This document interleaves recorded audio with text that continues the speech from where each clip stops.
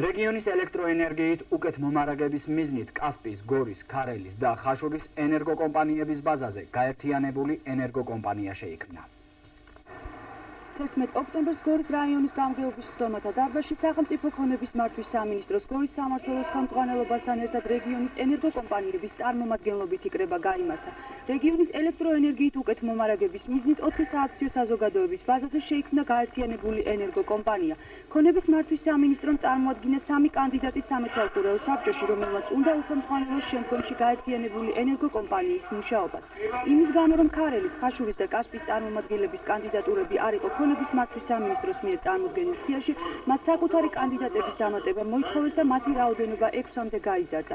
ცალკეული ენერგოკომპანიები გაერთიანებამდე აქციების 97% ფლობდნენ. ქონების მართვის სამინისტრომ იგი 100%-იან ფლობელობაში აიღო და ენერგოკომპანიის თანამშრომლებში გაჩნდა შიში, რომ ენერგოკომპანიის გაყიდვის შემთხვევაში ისინი კუთვნილ აქციებს დაკარგავდნენ.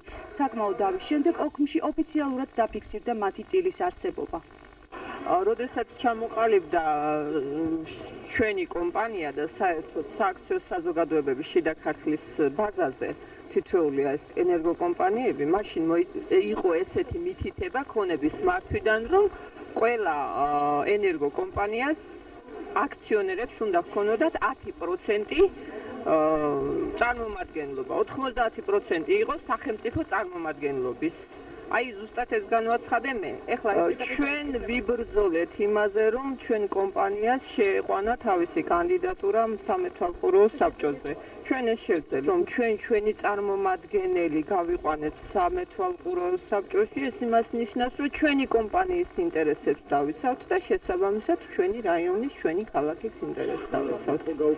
ესეთი შიში უბრალოდ მიზეზით კი არ არსებობს, უბრალოდ შეიძლება რაღაც დეზინფორმაცია იყო თვითონ თანამშრომლებში, იმიტომ რომ ეს უფასო აქციები კი განსაზღვრავს ქონების მართვის სამინისტრო, მაგრამ ეს ხდება თქვათ მომუშავეთა რაოდენობის მიხედვით და აქედან განსაზღვროთ პროცენტული რაოდენობა ამ უფასო აქციების, თორე ესეთი უფასო აქციები ადრე ჰქონდა და ახლა ხვალ აღარ მეიღებენ, ესეთი საშიშროება არ არსებობს. გაერთიანებული ენერგოკომპანიის დირექტორად ტარიელ მაზმიშვილი დაინიშნა. ახალდანიშნული დირექტორი რეგიონის მოსახლეობას მდგომარეობის გამოსწორებას პირდება. კასპიის, ხაშურის და ქარელის კომპანიებში სპეციალისტები გამოცდები, ნამდვილად ღირსეულები არიან, ამას კოორდინაციას გაუკეთებთ, შეთანხმდებით, შევიწყნებით და გორის მაგალითს გადავიღებთ იმ რაიონებში, რომ მოწოდებაც გაიზარდოს აღნიშნულ რაიონებში და ელექტროენერგიის ღირებულების ამოღებაც გაიზარდოს. რამდენად შეძლებს გაერთიანებული ენერგოკომპანია რეგიონში ელექტროენერგიის მიწოდებას და გვექნება თუ არა ზამთარში სინათლე, ამას უახლოეს თვეებში შევიტყობთ.